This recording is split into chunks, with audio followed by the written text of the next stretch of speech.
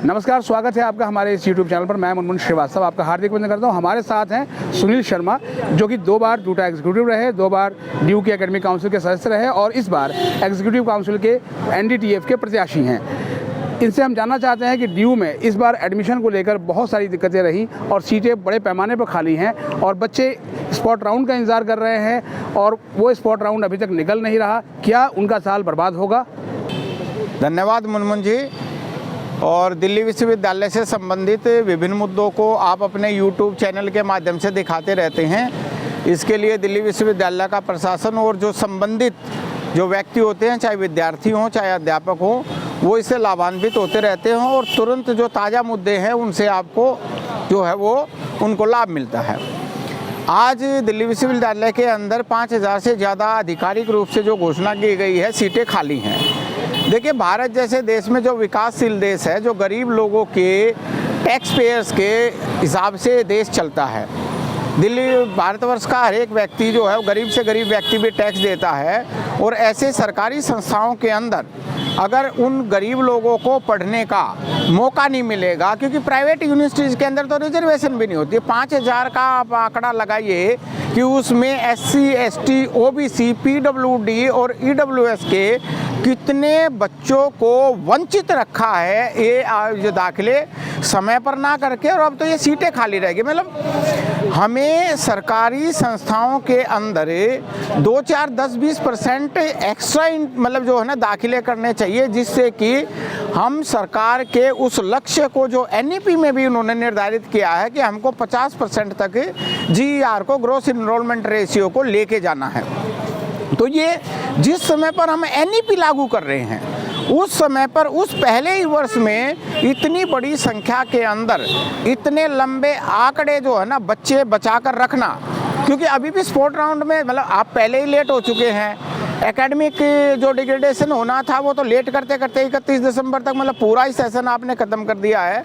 अभी भी समय है कि इन 5000 सीटों को भरे, क्योंकि कहाँ तो यूनिवर्सिटी का आप प्रोस्पेक्टस निकाल के देखिए कि ये वादा था कि जितनी सैंक्शन स्ट्रेंथ है उसके 20-30% तक एक्स्ट्रा सीटें दी जाएंगी। यहाँ एकदम रिवर्स डिसीजन लग रहा है कि उतनी सीटें जो हैं वो उन्होंने अपने पास खाली रख ली है। ये सही मायनों में एक एकेडमिक क्राइम है, ये अपराध है। भारतवर्ष जैसे विकासशील देश के अंदर वंचित वर्ग के लोगों के साथ साथ और जो सामान्य वर्ग के भी जो मेधावी छात्र हैं, आप सोचिए कि उनका 1 साल किस कदर बर्बाद कर दिया गया। पहले तो इस इंतज़ार में कि कब यहाँ पे CUT का टेस्ट होगा, वो पहले ही लेट हुआ और उसके बाद जो है लिस्ट पे लिस्ट निकालते हुए और अंत में ये सीटें खाली रखना, ये हमारे दृष्टिकोण में हमने एकेडमिक काउंसिल के अंदर इस बात को बहुत तरजीह से इसको उठाया है, लेकिन प्रशासन की तरफ से कोई पुख्ता जवाब इसके ऊपर नहीं आया है। डूटा और एकेडमिक काउंसिल के और मैं अब एग्जीक्यूटिव का जो प्रत्याशी भी हूँ, ये बड़ी संजीदगी से इस बात को मानते हैं कि विद्यार्थियों की एक भी सीट खाली रखने का मतलब है कि किसी एक गरीब परिवार, क्योंकि सरकारी संस्थाओं में देखिए बहुत हम्बल बैकग्राउंड के लोग भी आते हैं, एक किसी गरीब परिवार को शिक्षित होने से रोकने की जो मुहिम यहाँ पर जो चलाई गई है दिल्ली विश्वविद्यालय में, हम इसका कड़े शब्दों में विरोध करते हैं। सर, 31 दिसंबर को जो है वो दाखिले बंद कर दिए गए और आज जब हम आपसे बात कर रहे हैं तो आज 12 जनवरी है, 12 दिन निकाल दिए गए। बच्चे कहते हैं कि एक मैनुअली स्पॉट राउंड करके इन खाली सीटों को भर दिया जाए, तो क्या ऐसा होना चाहिए? देखिए, बिल्कुल। अब चूँकि ये डिजिटलाइजेशन करके इन्होंने देख लिया और ये जो स्पॉट राउंड निकाल के और जो है वो सेंट्रलाइज एडमिशन करके देख लिया, ये स्कीम बिल्कुल फेल हो गई है इनकी।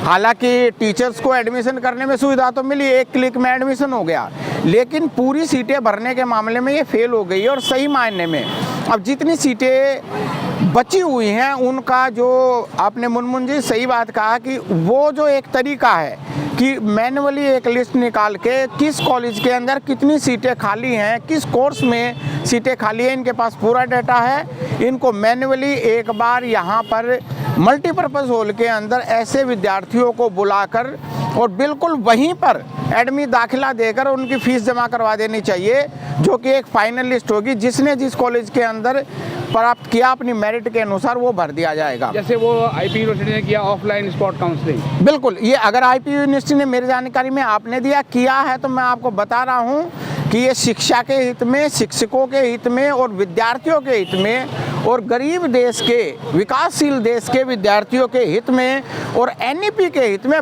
बहुत अच्छा डिसीजन मतलब आईपी कॉलेज ने या आईपी ने इसको लिया है। सर, एक और पेरेंट्स ने जानकारी दी कि अंबेडकर यूनिवर्सिटी दिल्ली में तो उन बच्चों को भी मौका मिला जिन्होंने वहाँ रजिस्ट्रेशन भी नहीं कराया था, यानी इस तरह से बच्चे ड्यू से दूसरी यूनिवर्सिटी खींच रही है अपनी तरफ। देखिए, ये तो सही मायने में जिस बात को मैं आज आपके YouTube के माध्यम से कहना चाहता हूँ कि ये विकासशील देश है, यहाँ पर हम्बल बैकग्राउंड के लोग आते हैं, यहाँ पर वंचित जो है सरकारी संस्थाओं में कम से कम वंचित वर्ग के लोगों को भी मौका मिलता है, चाहे PWD हो, EWS हो या SC ST OBC किसी भी कैटेगरी के हों, और UR के भी जो साथी बच्चे आते हैं वो अगर किसी भी विश्वविद्यालय का प्रशासन इस प्रकार की संजीदगी से, क्योंकि देखिए रजिस्ट्रेशन करना ये हमारी बनाई हुई प्रक्रियाएं हैं, अगर बनाई हुई प्रक्रियाओं के अनुसार हमें अपना प्रॉपर इंटेक नहीं मिलता है तो परंपरागत चीज़ों को तोड़कर 21वीं सदी में है ना जी, हम शिक्षा देना चाहते हैं ना, एनईपी का उद्देश्य है ना जी 50% का GR,